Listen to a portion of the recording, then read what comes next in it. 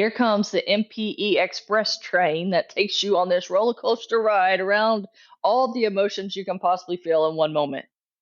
You got a high, you got a low. I need to find this person, right? This person, I am half of this person. I couldn't sleep, I couldn't eat. I needed answers.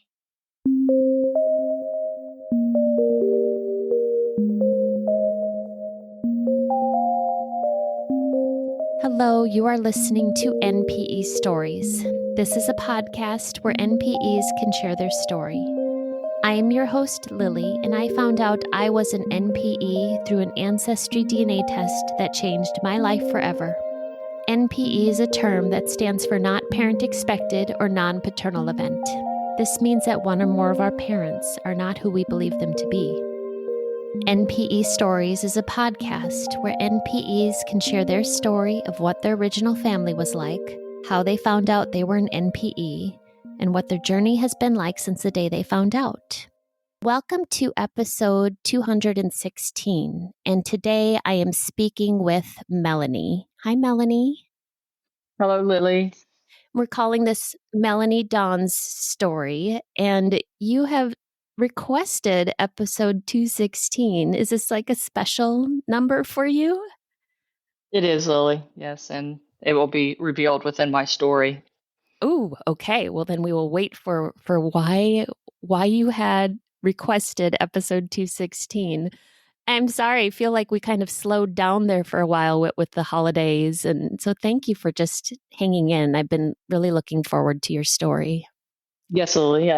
I appreciate this opportunity to share, and we all are on this journey and come across it at different times. And there again, like I said, thank you. And I want to just open to what you always call us. We are the nodding head community. And I was given this a couple days ago. Just found it on the internet. Actually, Facebook popped up, and it was actually written by Ernest Hemingway. And I just kind of felt like it really fits just our community on how it is at times. And it is, in our darkest moments, we don't need a solution or advice. What we yearn for is a simple human connection, a quiet presence, a gentle touch. These small gestures are the anchors that hold us steady when life feels like too much. Please don't try to fix me. Don't take all my pain or push away my shadows.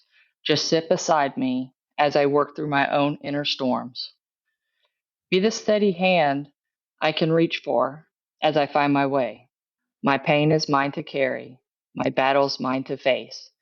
But your presence reminds me I am not alone in this fast, sometimes frightening world. It is a quiet reminder that I am worthy of love, even when I feel broken. So, in those dark hours when I lose my way, will you just be here, not as a rescuer, but as a companion? Hold my hand until the dawn arrives, helping me remember my strength. Your silent support is the most precious gift you can give. It's a love that helps me remember who I am, even when I forget. I truly think that's something that this whole community amongst us, sometime in our journey, can relate to that. Just need people just to be there, but not really say much because they don't understand. Exactly. Gosh, that is so fitting for us. Wow. Thank you for sharing that. So I will start with my family of origin. My mom and dad met at a grocery store that they both worked at, and they were married in January of 77, and a month later I was born. So when they were married, my mom was definitely pregnant. So pictures show that, and I am blessed to have pictures to show my childhood, and I have those memories to kind of fill in some of the gaps too. After I was born, mom and dad were young; they were in their 20s, and probably a short time after, they realized there was a difference in how to raise a child. The background of my dad was, more of hands on, and kids need to be outside, and wooden blocks and play in the dirt and that kind of stuff. And my mom she was more in lines of, we can buy them toys, we can buy them dolls, and, this little bit of social action. And it was just a conflict.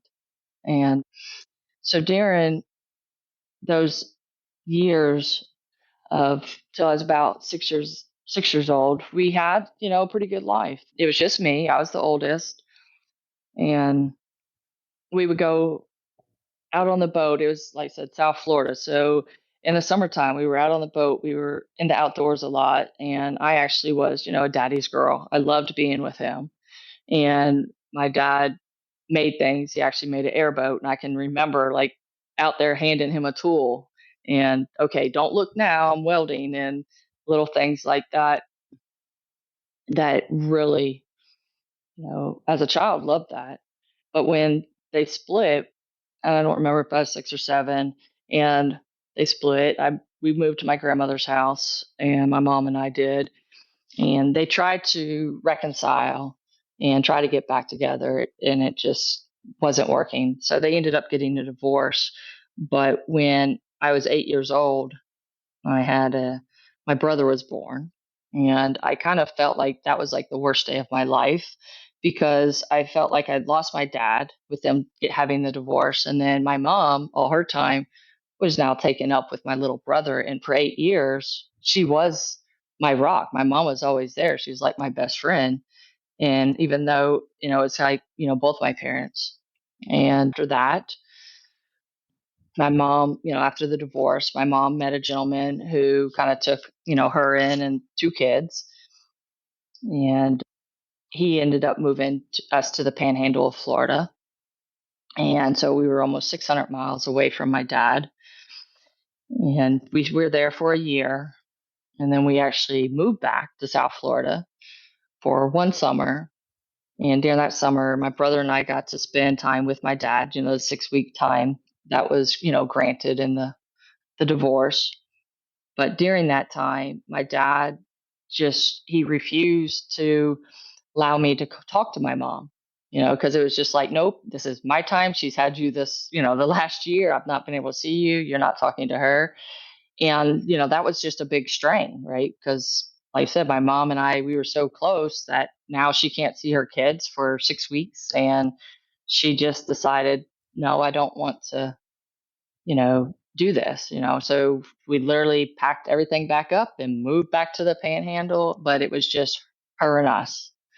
She had left the other gentleman, and we moved in with some friends that she had up there, and it was just a hard time for her, and then my dad, he probably paid a little bit of child support, but then it got to a point that I can't see my kids. So we moved to the panhandle when I was 10, and, back in about, so when we moved back, I was about 11, going maybe on to 12. And I got a phone call one day. And during that phone call, it's my dad. And he's like, Melanie, that chapter, this chapter of my life is over. So you nor your brother need to contact me until you turn 18. Mm. And you talk about like a devastated little girl. Like, what did I do? I had no idea.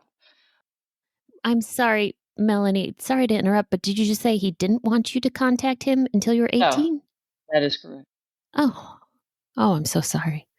Yeah.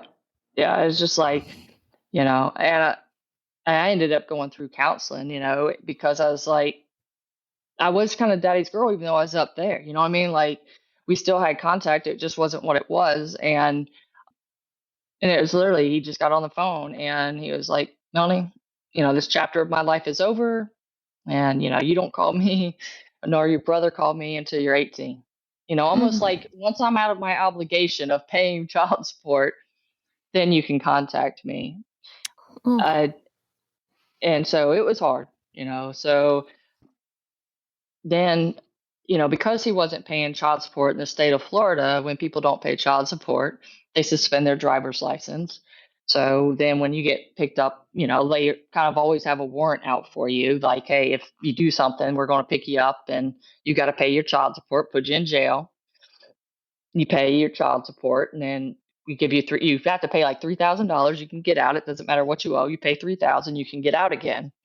And he was picked up a couple times, was, brought to the panhandle, but I think my mom may have lived in a little bit of a fear, like he was just going to come get us one day and just take us. And so every time he would come to the panhandle, it was always the lawyer would contact her and say, okay, he's in the panhandle. And it's almost like not lockdown, but kind of lockdown, like, Mhm. okay, and then the lawyer would say, nope, he has left town. My mom knew it was actually his lawyer, but he knew my mom too. And it's like, okay, he has left town. He's not here. And so, but I was just hurt. I was devastated. And so when I graduated high school, I was 18, and I actually got married when I was 18, a few months after I graduated. And I was mad. I was still mad at my dad for not wanting me, right? And I'm like, I'm not looking him up. I'm 18, yes, but I'm not, he didn't want to be in my life the last, 6, 7 years. I'm not looking him up. I just wasn't doing that. So about the time I turned 21, this is now about 1998, when the internet was probably out a little bit, but I actually got hold of the internet, right? I got a computer, and I was like, okay, I'm 21. I'm going to, like, I'm ready to forgive him. And, for what he said, right? I mean, time has passed. It's 12 to 13 years that has lost that, you can't get back. So I try to find him on the internet, and nope, it wasn't in the right timing. Sometimes we do something one time and it don't get nowhere. You hit that brick wall. And then another time you try it again and it's like boom, boom, boom. Everything goes right, smooth in place, and it happens. And so what I have learned is that everything has its perfect timing in life, even though we don't think about it when we're going through it. But then down the road, it reveals itself that it was the perfect timing.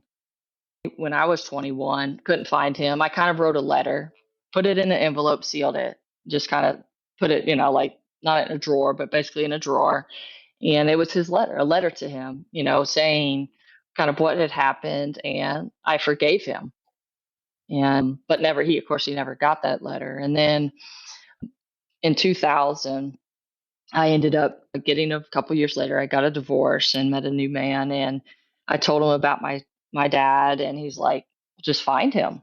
Just like that simple, like, oh, just find him. Like, okay. I tried this before, it did not work. And part of trying to find somebody who's wanted, right? It's kind of hard to do because they run under the radar of everything. Because if you're like, he owed that back child support, you don't start buying stuff because they're going to take it from you. In 2001 is actually when I truly started to look. And there again, all in that perfect timing, I did a search, and I actually this time searched for my uncle. And I found my uncle, and he was in California. And I asked my mom, okay, is this, did he have a brother? Like, is this my uncle? She said, yeah, that probably is him. And so I contacted him. And when I contacted him and told him that, I'm trying to find him, trying to find my dad. And he told me that he's like, well, I'm not in contact with him all the time. It's just kind of whenever he contacts me. I don't really know where he's at. He said, but if you want, you can write a letter, like to him, and mail it to me. And then whenever he does contact me, I will forward your letter to him. But I can't promise you when he's going to call me, and I can't promise you that he's going to contact you. So I mean, so I did that. I wrote the letter, and I mailed it to my uncle. And then in August of 2001, my dad contacted me. And I basically, in that letter, pretty much had, and I didn't realize it because I had found it later, the letter that I wrote in 1998 almost mirrored the letter that I wrote again without realizing that, because it wasn't the same letter. It's like, I wasn't like, oh, let me go to that drawer and pull that letter out and just mail it. I wrote a new letter. But basically at the end, it's like, I love you no matter what, the good, the bad, the ugly. It doesn't matter. You're my dad. So he was very cautious when he contacted me. Like he didn't really want to, like almost blocked his number and didn't want to tell me where he was at. And we started using AOL Messenger and messaging back and forth and having conversations that way. And was he finally, realized, okay, she's not trying to hurt me, because he was thinking like, oh, she's just trying to find me to put me in jail to get money from me, right, for the child support. And that wasn't the case at all. And so in December of 2001, we actually reconnected. And I had a half brother who was was turning 2 in that December. So I was able to go and reunite with my dad. And at this time, he was actually a caretaker on a private island in the Keys for Broad Key. And he was doing, like towboats, like sea tow, where they actually go and do tow rescues and stuff. So I was able to go and reunite with him, meet my half brother and basically my stepmom at that time. And we had like 5 days together. And that was like the best. And during that time, we had a conversation. And during that conversation, I asked him about the phone call. And I told him what he had said to me. And he looked at me and he's like, Melanie, I just don't remember that. And he apologized. He's like, if I said that, I don't remember it, but I'm sorry. And then he then come back to me and he's like, I knew you got married, and that hurt me that you didn't look me up, right? Like you didn't find me and you got married before, like I'm not there. And, it was that whole healing process, right? Of each other being hurt by something and not realizing it, that lack of communication, of following up. Sometimes we say stuff in the heat of the moment, but then, or we get so mad and don't realize what has been said. During that time, we actually, my dad and I, just the two of us, we made a trip to Key West. And my grandmother, his mother, actually lived there. But they weren't really on speaking terms. So we were able to, spend that time down there because we had spent time down there when I was a child. And we literally like were across the street from her house and stood there for a few minutes. And but he wouldn't, talk to her even though I was there. And so I just had a very fond memory of, the ride. He had a white Jeep and we rode down there and just had a day trip and it was just us.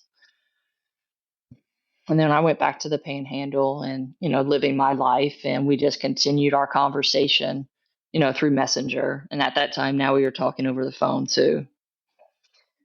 But then 2002, he ended up having a heat stroke. And that heat stroke was so severe that it brought on bipolar. And when that happened, he started having a lot of episodes, up and down. And when that happened, he got, basically fired from his job of being a caretaker on the island. His boat, basically, he had some work done. He couldn't pay that because now he's, doesn't have a job. And he was, in South Florida trying to stay with some friends and he was having episodes and, they'd have him Baker acted, which is just, and when that happened, I was actually on the paperwork as his guardian during this time.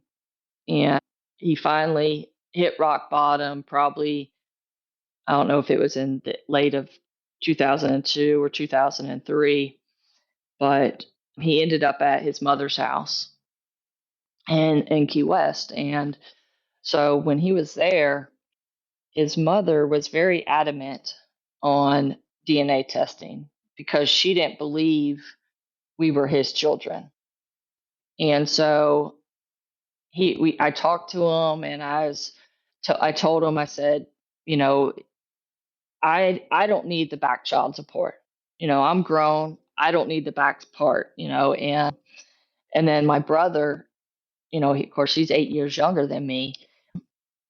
I was trying to get my mom to drop like my brother's portion of it, to try to free my dad from this, burden of this past child support.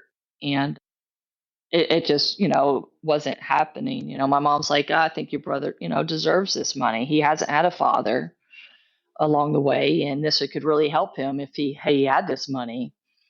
But my dad didn't have any money to give.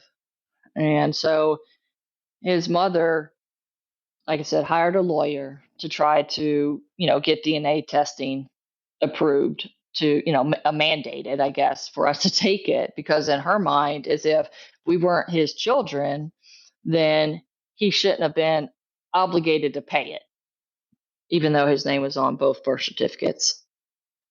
In March of 2004, I received a phone call from my dad. And along the way, one thing that I kind of totally missed over and was during that conversation with him when I was on the island, when I reunited with him. This is kind of a backup because I forgot this portion. Was we had during that conversation, we had that healing, right, of the past, of what had happened. But he also, at that same time, he goes, Melanie, I might not be your father. And I was like, I don't know what you're talking about. He's like, well, your mom was married before me. Yes, I know that. Like she told me that she was married previous to you. And he goes, well, I contacted that man and told him you might have a daughter. That man said, like took my birthday and this and that. And he goes, nope, I don't have a daughter. So, I said, okay, and that's kind of where I left it. And I didn't think nothing of it, right? I mean, just that was kind of it, that I thought maybe my mom, you know, they kind of met up close to that same time, right? And then he just kind of had that question mark in his mind, like, hey, maybe not, right? And that's kind of where that conversation had left. And so back to, March of 2004, when he was sick, he he called me, and it seemed like a decent phone call, right? And and at the last line, though, what he never said, he's like, he told me, he's like, Melanie, no matter what, just remember, no matter what happens, I will always love you. And that was his line to me. No matter what happens, I will always love you. And I didn't think nothing of that really, just that, okay, my dad always will love me. I love him too. And, but just a few weeks later, I got a phone call. I think it was either from my aunt or my uncle. My dad had a brother and sister. I don't remember which one called me. I think it was my aunt, and told me that he succumbed to the bipolar. And so that was like a very hard motion because, I was trying to help him, clear clear his past so he can move forward. He wasn't even 50 years old. And the plan was he was trying to move up close to me, and he wanted, he loved the outdoors. And where I live in the Panhandle, there's a big river, and his thought was, I want to just move up there and buy a small little piece on the river, and that's where I want to live. And that's, and I felt like that's what we were working towards. Anyway, that was, I think everything just overwhelmed him. I'm sorry, Melanie. Oh, yeah, it's just that was a hard road because I'm just at this time, or when I found that news out, I was just very thankful that I had that time on the island with him before he got sick, and I had that closure, right? Because if I had stayed mad with him, right, like I wouldn't have had that closure.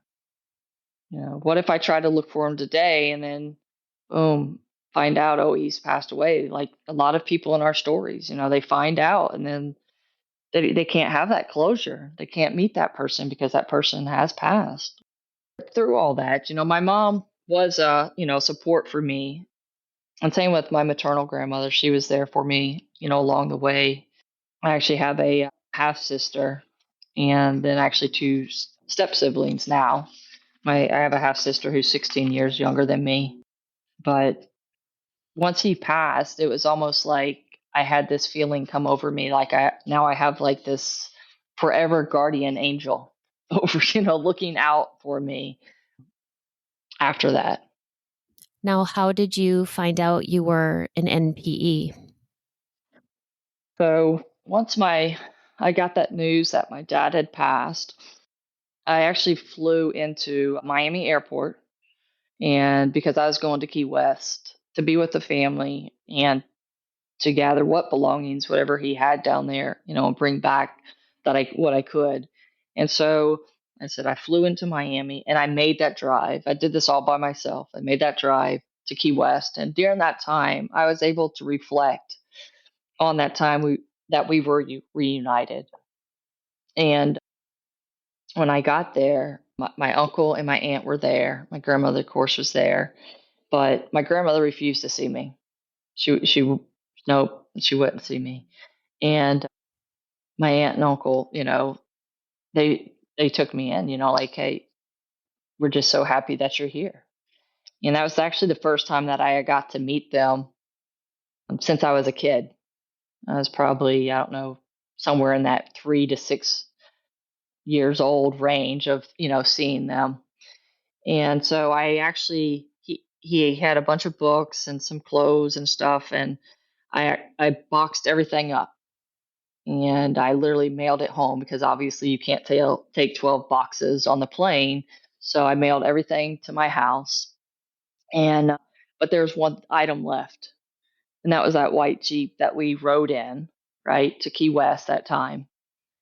And that Jeep to me had a sentimental value, right? Not really the value of the Jeep, but just the fact that we were in that Jeep and made that trip down there. I wanted it. And but my grandmother was like, kind of no.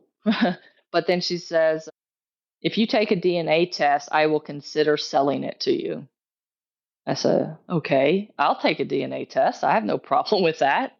But I'll have to ask my mom about my brother, because I don't remember if my brother was quite he may have been like 17 when my dad passed. And so I was only in Key West for, maybe a weekend, a few days. So on my way back, I stopped in Homestead to stay the night for my flight the next day. And while I was there, I called my mom. And my mom had no idea I was even in Key West. She thought I was still home because I didn't tell her any different. So I told her, my dad had passed and that, my grandmother wanted this DNA test. Yeah, and she wanted it from both of us. And I didn't have a problem taking one. Well, that's when my mom's like, Melanie, you can't take the DNA test.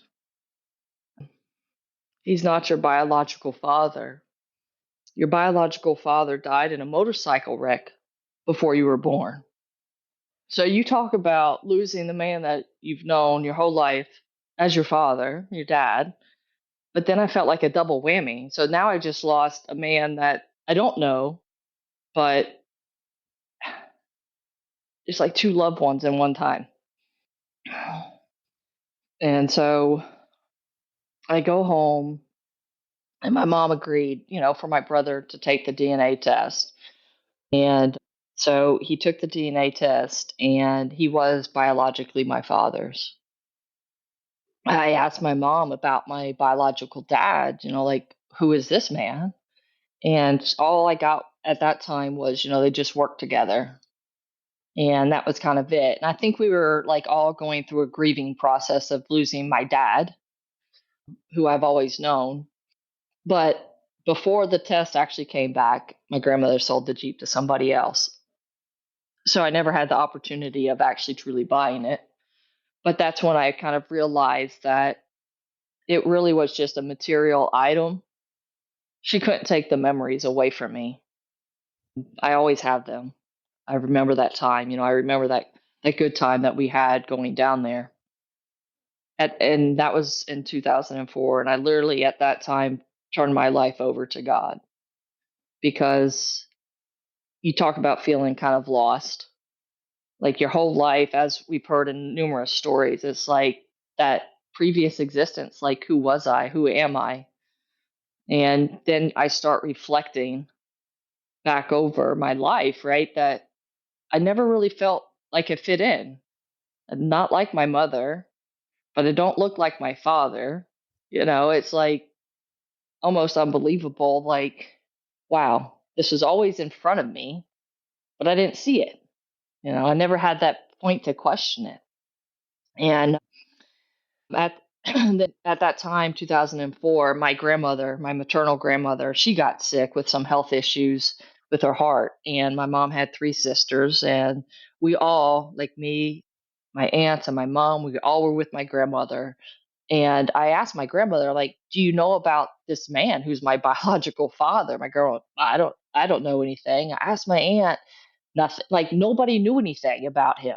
Like, all right, like a dead end. That to me was, I didn't realize until now that I was really a late discovery adoptee, because my mom and dad, when they got married, she was pregnant. So they were married before I was born. His name was on my birth certificate. He knew that I wasn't his, because my mom had, confided in him about, she's pregnant, and now, my father, like the biological father, is gone. He's dead. And so what my mother told me, well, actually during that phone call from Homestead, she told me that why they never told me about it was that my dad and her had made a pact to never tell me and take it to the grave. Mm. And then when I reflected on that, right? And I keep going back to this because when we met on the island, when we reconnected, that the prime word was, Melanie, I not, might not, right? He didn't say, Melanie, I'm not your father. He could have said that. He knew that, right?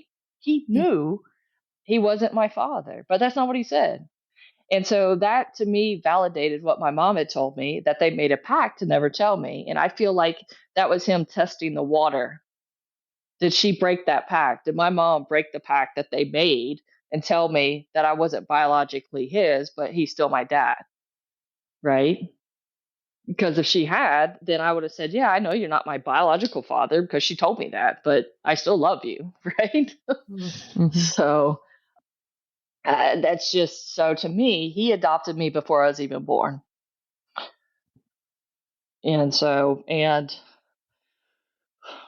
a few years later, I had actually talked to my dad's best friend, and we got to talking about some of that whole time when they got married and stuff. And actually, my dad's best friend was taking him to the wedding, which actually was at my mom's like aunt's house. It wasn't like a church wedding or anything, it was just in the backyard and a couple people. And his best friend, while he's driving him there, he's like, are you sure you want to marry her? This is a child. This child's not yours. I can just keep on driving and go to Georgia where my parents are, and she won't know any different. Like we'll just leave town. And he told him, he's like, no, I'm marrying her. That's going to be my child. And that's what he told me. Of course, this is, my dad is now gone, but, to me, he knew and he accepted me before I was even born. Mm. But like I said, listening to all of your previous stories as I have, and everybody can relate to like one little piece of almost every story. We've had something happen in our lives that kind of we all can relate to some portion of it, and it's just really, it kind of makes you question like who am I? Mm. You really feel like he's your dad. He was my dad, and I don't even like for me, to me, he wasn't just a birth certificate dad, because yes, his name was on my birth certificate, but because he adopted me before I was even born, he's my dad, you know, it's just, that's who he will always be, is my dad to me. So actually this year, just in February, my dad's mother, my grandmother passed away. So I went down to Key West again, and I was able to talk to my aunt and kind of tell her my life story and this stuff. And when I was telling her about finding out like my dad wasn't my dad, right? She looked at me and she's like, "Melanie, you didn't know that? We all knew that." Mm. I was like really? Oh, Like I had no idea. Why didn't you tell me something in 2004 when I said, "Yeah, I'll take a DNA test?" You know what I mean? Like, okay, you knew, then why didn't you say like, "Here's the red flag. You don't need to take one. He's not your father," you know? yeah. But anyway, it's it's what it was, but it my life is good, and like I said, I turn my life over to God, and I know that He loves me, and He gave me my dad to love me, even with the heartache in between. I just feel like the timing was right to reconnect with him because he was like, you might as well say, living on that island and working the boats and stuff was like a dream job. And I got to see that prime. When he was in that prime moment, that's what I got to witness and have memories of. So, Melanie, have you looked more into your biological father's side of the family? So when I first asked my mom, in 2004, it was very limited. She just worked with the man. So my grandmother got better. And then in 2010, she got a little bit sick again. And we were making trips to help her. And during those trips, I kind of asked my mom again, I'm like, what about my biological dad? And this time I got that she actually, worked at this job for my aunt because my aunt had gotten sick or wasn't able to work. So my mom was just kind of like filling in for her. And the man was a manager, and she only worked there for a few months. So, okay. So, and then that's kind of all I got. So, okay, I'm not going to like I'm not prying, but it's like that's she kind of shut down. Like, that's all I know. Okay.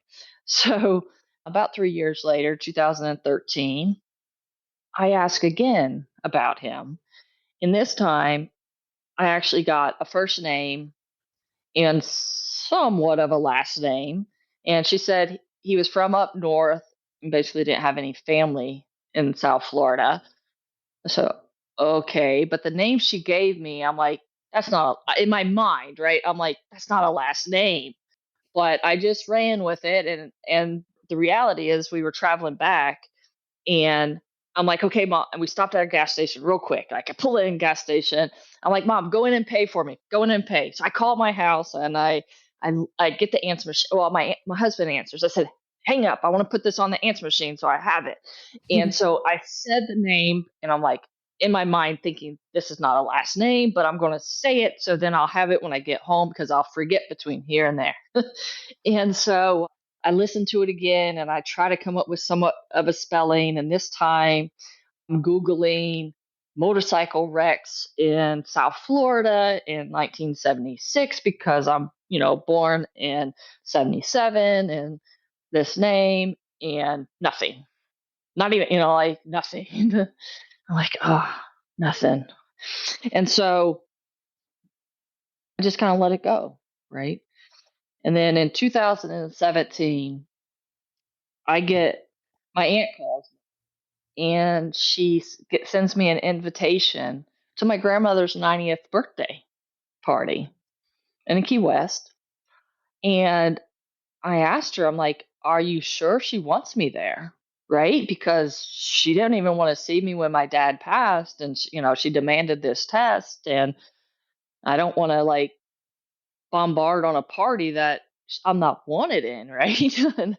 And she says, no, it's going to be fine. We'd love to have you there. I said, okay. So this time I made a direct flight to Key West and was there just a few days again. But during that time, I was able to spend one whole day with my uncle and his wife, my aunt.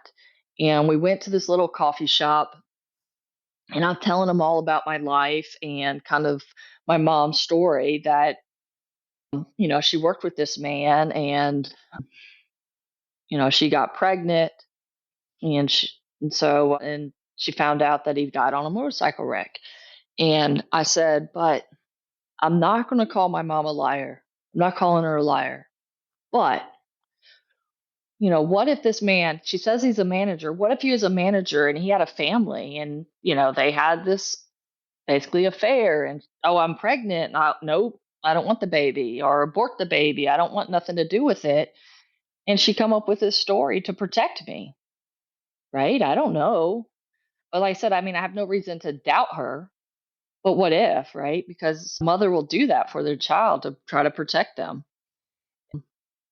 And that's kind of where I left that. And we spent the whole day and we went to this butterfly house in Key West and it was just phenomenal. And my uncle tells me that when my dad was living there, right before he had passed, that he loved to go there and just sit there and let the butterflies, just land on him and just really enjoyed that. So it gave me like a connection with him. It felt like, with us being there, and it was just such a peaceful moment, right? That I had a new connection with a family that I really haven't ever really spoke much to. And so I left there.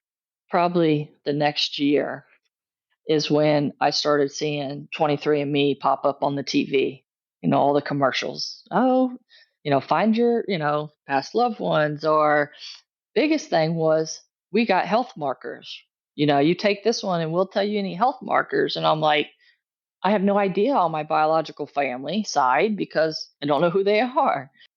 I don't know how long I watched that commercial on TV.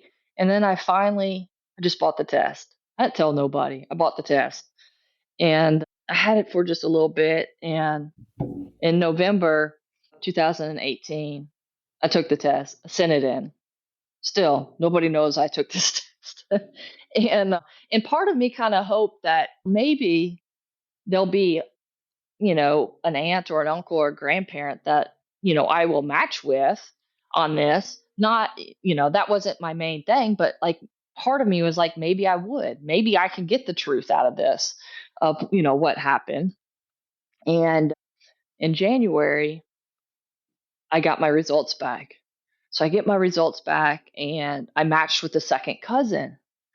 And I know that it's on my, father's side because I knew like surnames and families related to my mother, and like that person didn't match to them, so obviously it's definitely on my dad's side. And so I message him and I tell him what I know, like, okay, my biological father, lived in South Florida and he died on a motorcycle wreck. and and it was a guy, and he come back and he says, I don't know anything like that in my family. And I said, oh, okay. And I just left it at that. And then I thought, like the next day or something, and I was like, wait, oh, because he told me, he's like, I know all my grandparents, right? Because that's how we would be, related, was through grandparents. And it didn't hit me until like the next day. And I sent a message back to him after I said, okay, thank you. Like, okay, this is it. And when I sent another message, I was like, can you please give me your grandparents' name, like the four last names, because one of them I would have a name to hit on, right? Because to look for, and no response. So and so then on February 16th, 2019, I get a message, or a request to link with a first cousin. So there's my key of February 16th. So 216, there's my number. Mm. And so when that first cousin, we connect, and I'm telling her my story as I know it, right? That my father lived in South Florida and died on a motorcycle wreck. As my mom told me. And does she know anything like that? So then she comes back and she says, I was actually put up for adoption. And with me taking this task and process of elimination, it was on my father's side. And then she had a hesitation. She told me that, we're messaging this, not technically talking yet. And she messages that and kind of was nervously messaging. I like hesitant to tell you this, but in 2012, your father was alive when our grandfather passed away. Hmm. And so part of me was like, okay, I wasn't 100% surprised because I kind of, to me, I almost like put it out there in 2017, like maybe he is alive. I don't know, right? This man may not have wanted me, but he at least is alive that I could possibly get answers from, or at least was in, 2012, now it's 2019, but in 7 years. So I now have a name that I can Google. So that's how, that to me is my MPE discovery, is that a dead man now is alive. Oh, how did that feel knowing he didn't die in this motorcycle wreck? Right. It was just like, now where's all the questions? What's now? How's this all tie together? Right. I need to find him. Here comes the MPE Express train that takes you on this roller coaster ride around all the emotions you can possibly feel in one moment. You got a high, you got a low. I need to find this person, right? This person, I am half of this person. I couldn't sleep, I couldn't eat. It was just, I needed answers. This man who was supposedly dead, for 42 years, is now alive. It was a shocker, really, to get that information. And I told my mom, and when I told my mom that I had found him, or I found his name, like I got his name, and I was on Ancestry, of course, at that time, and I was able to actually find a high school picture of him. With that high school picture, I sent that to my mom. I said, "Is this the man?" And she says, "Yes," because he was probably, I don't know, in his early 20s. Obviously high school picture's 18. And she says, "Yeah, that was him." I mean, he looked a little different than that from what I remember, but yes, that's the person. That's Mm. the man. So, amongst some more sleuthing, right, and internet, and I was able to find a current family picture of him within, like it's February, right? So I found like one from Thanksgiving and one at, Christmas. So this man's still alive. Oh my goodness. And I was able to find where he worked because there was an article of where he worked in the paper, and here's his picture. So now I have, all of this information. And went back to my cousin and said, okay, I found this information. And I thought, to realize that, I thought she could help me, like with her dad, her biological dad, with that connection. Let's tie back this way, right? So I waited on her for, a few days, I guess it was. Everything just kind of rolls together. And then to find out she never met her dad. She never Mm. met her biological father. And she kind of didn't want to at the time because her adoptive dad is still alive. Mhm. So she kind of had that at a distance. They had just a couple letters that they corresponded through, but it was actually through another family member. She was helpful in the fact that she took the test. And I asked her, I'm like, why did you take the test? She's like, I really don't know why I took the test. Mhm. And so, but to me, that's part of that master plan, that there's stuff in motion without us knowing that it's in motion. We help one another without realizing we were helping somebody else. Mhm. And, I'm just forever grateful that she took it, because if she did not take it, then I don't know how long it would have been to finding out. At that time, I didn't know nothing about DNA angels and any of that until got into this community. So with that information, it was probably a week later, because now I know where he works, right? And I knew actually in the state of Florida, there's enough information that if as long as you own a home, you can pretty much find if someone owns a home or what they have. And there's a lot of records in Florida that you're able to access. And he actually lived in Florida. So I was able to access some information. And so I knew like even his house address, but I'm like, I can't send a letter to his house because if I'm not wanted, I don't want to mess up his family, right? I don't want to be like rejected and the family know and all of this. And so I'm like, but I got to get this information to him. So about a week later, I call his work, and obviously I have his name, and I ask for him. And like the first time, well, he's not in his office. So then I call back. Well, he's in his office, but somebody's in there. Okay.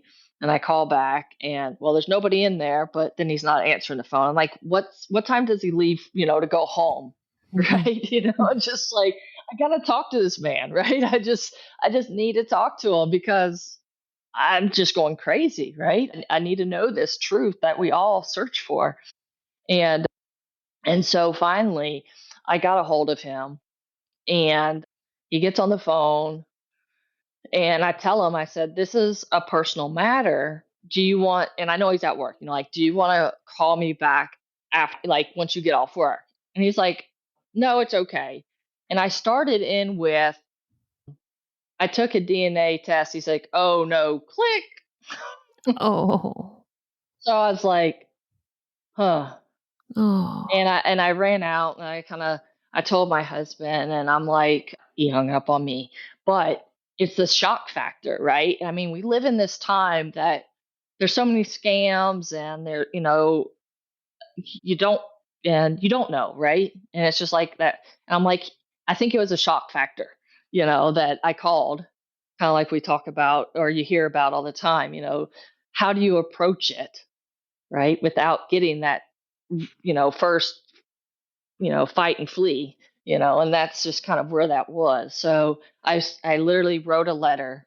I sat down right that minute and I wrote a letter, and I'll read you basically what my letter said to him. And it just said, like, Mr. X, sorry for the phone call today. However, if you would please give me a moment to explain that first off, I'm not looking for any monetary gain now or in the future. I have taken a DNA test through 23andMe, which shows me related to the following people, which was the first and second cousin that I listed on there and who they were.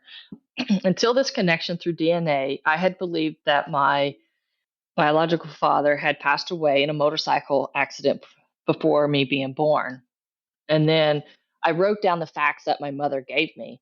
And she actually, at this time now, like, she's like, okay, it was this job close to this location, like at this address, right? like all this information now is now flooding in.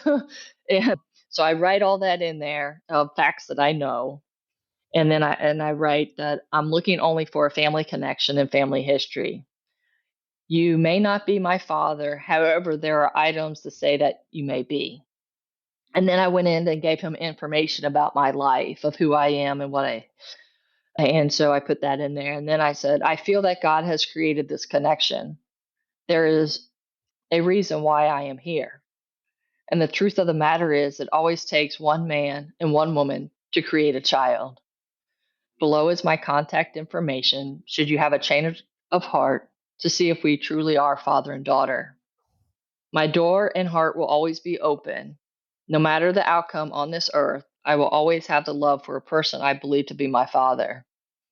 And hopefully, you believe in a heaven to where we will be reunited if you are my father. And then, with love Mm. for all. And that's what I wrote in that letter. Oh, Um, that's and very nice. because and that's the truth of the matter, because rather somebody doesn't love you, you can always show them love. Mm-hmm. You can always show them love, even if you don't get it back, because that's just that ripple effect. You put it in and out there, and other people may come into your life that you're able to share your love with. It may not be your actual family, but to me, my God will put people in your path, and even in your life, our big community has become your family from, and that's just how it works. We all are family. Everybody listening to this podcast, we all are family. So with that letter I wrote, then I couldn't stop. I had to get him that letter somehow, right? I mean, once he got the letter, if he truly didn't want anything to do with it, okay, fine. But you got it. You have the facts. And so I knew he was on LinkedIn with his work. And so I actually did the free like 30-day premium subscription so I could send a message. So I tried to put the letter in the message, right? Like send this to him. That didn't work. It went, unread. And a lot of people are not on LinkedIn. They just kind of have a profile. And I'm kind of one of those people. I have a profile, but I never look at it. And so I decided that let me find my adopted, not my adopted, but my cousin who was adopted. I was looking for her father. And so he lived in Florida also. And I was able to find where, like, his homestead, where his primary residence was. And I actually found out his birthday was March 12th. I'm like, okay, this is like all perfect timing. I got a birthday card because now you're going to open it because it's just a birthday card. And so I put a note inside with this letter and I used their last name, right? So Mr. X, I used their last name.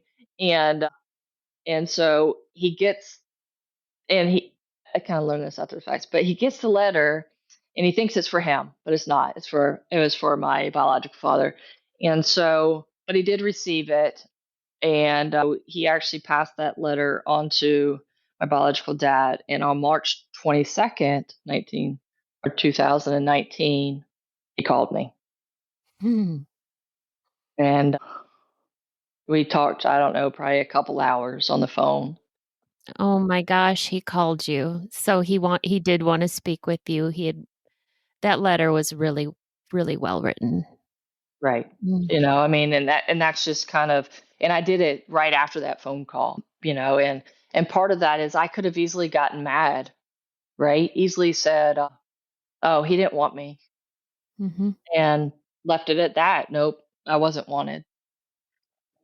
But as we all hope for the best, but kind of plan for the worst. Mhm. And when I got that phone call, that was, it the second time. Cause like when I reunited with my, as now I will refer to him, my adoptive dad, with my adoptive dad, that phone call that you get, right? It's the one that you're always hoping for, but you never know if you're going to get it or not.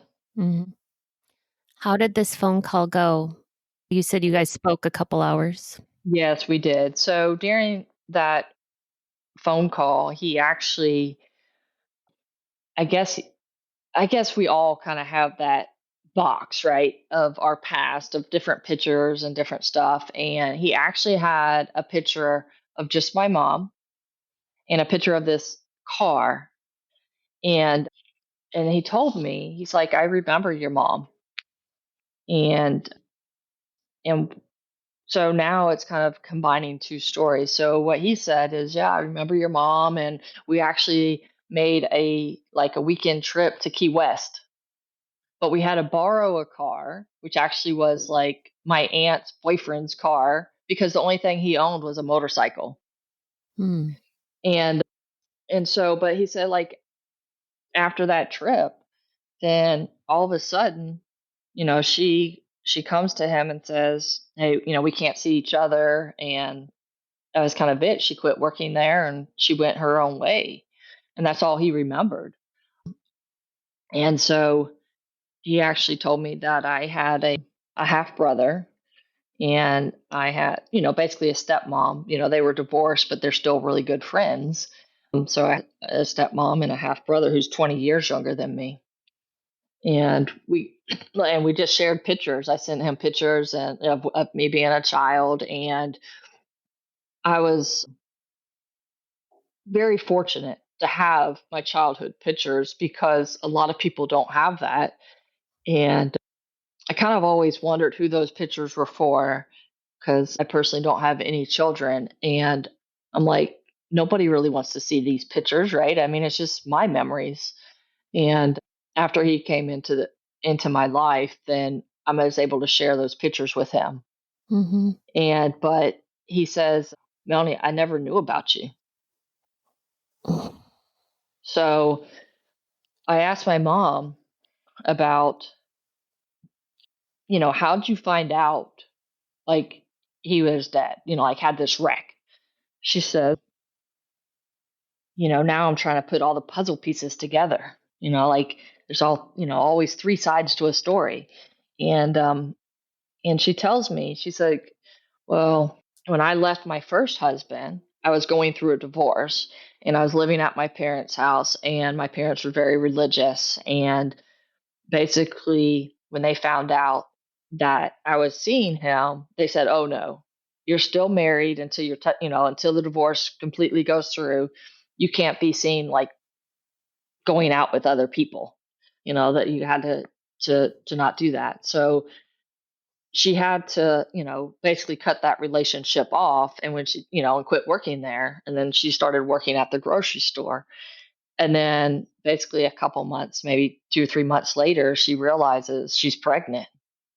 And then when she realizes she's pregnant, she goes back to where they worked. And now he's not there, and oh, a different man. Well, actually, he was an assistant manager. So she said he was a manager, but he was actually an assistant manager. So there's a new assistant manager there. And she asked that person, she's like, hey, do you know where this guy is? And the person's a guy, and he goes, I don't know who that is, but let me go ask somebody. So he goes in the back and asks somebody, and he comes back out and he tells her, this guy passed away in a motorcycle wreck. Oh. So now she's like, this is 76, I mean, like, you don't have Google. She knew he didn't have any family there. So, now she's devastated. I'm pregnant, and, this guy's passed away. Like, what am I going to do? And that's where her and my adoptive dad made that pact that, he would marry her and raise me because of the information, that she had gotten. Oh. But then, when I asked my dad, about him not being there, like, and he said, well, because he was an assistant manager, he says, me and the manager, there was a lady, female manager over him, and she didn't like him. And she actually tried to get him fired, but he actually got promoted to a manager position and sent to another store. So with me just trying to put the puzzle pieces together, I kind of feel like it was a lady, and I think that lady was mad that he didn't get fired. He got promoted, and she just came up with this story, which basically changed the lives of everybody, right? One lie, changed the trajectory of everybody. Wow. Basically, after that first phone call, then I was like, okay, I want to meet you, right? And I first thought that first meeting was going to be like four of us: my cousin, who I, matched with, my uncle, and my dad and me. And, but because of my uncle's work schedule and then my cousin, her family life, that wasn't going to happen. And so my dad's like, May, because he had some travel plans in April, and March and April. He's like, it'll be May before I can, we could, plan a trip to visit or meet. So okay, and looking at the calendar, and it was actually May 18th, and he chose to go to Gainesville, and my half brother was going to school in Gainesville to college, and I was very nervous about that first meeting. I was like, you plan the trip. It was just a day trip. Like, literally went over on Saturday morning and left Sunday morning, just a quick trip. And in that first meeting, when we met, actually, and that's probably, a little of the confusion, but I actually asked him, because I was kind of raised that you call, people, ma'am and sir, and, properly. And I just never felt like, because he did not know about me, and it's not like he rejected me, then he was my dad. And so I literally asked him on our first meeting, I'm like, okay, I have something to ask you, and he's like, oh, okay, here it comes. I'm like, do you mind me calling you dad? He's like, oh, no, that's easy. That's fine.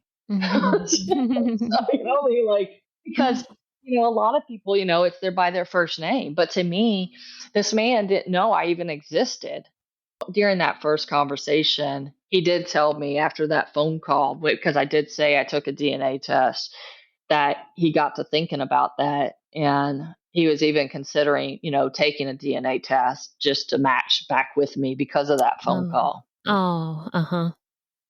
just because of that, like I said, that shock factor. Yeah. After you stop and you think about that.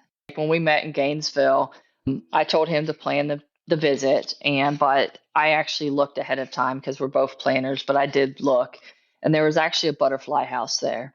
We actually went there, and I didn't tell him any different, but that was just like, I felt like my adoptive dad, helped maybe make this connection. Don't really know, but it was definitely that.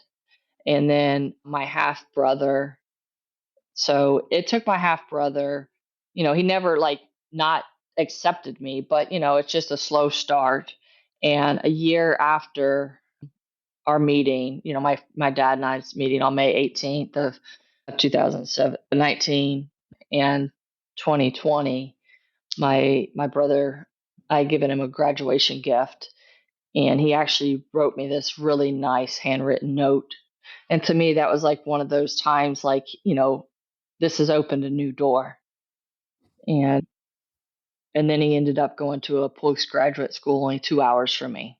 So we were able to build that connection after that. And then March of 2024, during an award ceremony, I was there, and we all were able to go up there on stage, and he actually introduced me as his sister. Oh, that's so sweet. So I mean, it's just, and it's time. I mean, all you do is you give that time. So, and it's just, and you stop and you look, and we talk about, centimorgans and that. And my dad and I actually match at the highest amount. I mean, we are like spitting image, other than he's a male and I'm a female. And then my mom, I'm a couple hundred less with her. It's just that validation of who I actually look like, who I take after. But I just want to, I'll end with this little last thing is, my story is how life is intertwined with everyone that we come in contact with. Every person's actions has a ripple effect. We have a choice to accept the negative as reality or see there is always a bigger picture. Our life choices are like puzzle pieces. It takes everyone to complete the picture. Every picture is beautiful. It just depends on how you perceive it. So Lily, I just thank you for this opportunity to share my story. And hopefully there's something that I said that somebody can take from this and just have that little glimpse of hope, or that light, or just that want to just share the love with everybody, because that's what we need to do. We just need more love in our life. And us giving it to other people will just bring more to us. Melanie, thank you so much. Would you be willing to have people contact you if they wanted to? Yes, that is perfectly fine. I have an email address, and that address is mel251116@yahoo.com. And I'll put your email in the show notes. Thank you so much, Melanie, for coming on and sharing your story today. I just loved listening to it. Thank you, Lily. These stories are here for us to identify with. If you are an NPE and would like to share your story, email npestories@gmail.com. You do not have to give any identifying information. If you are an NPE and would like to share your story, I'd like to hear from you. Subscribe to this podcast to hear more. Come heal with us.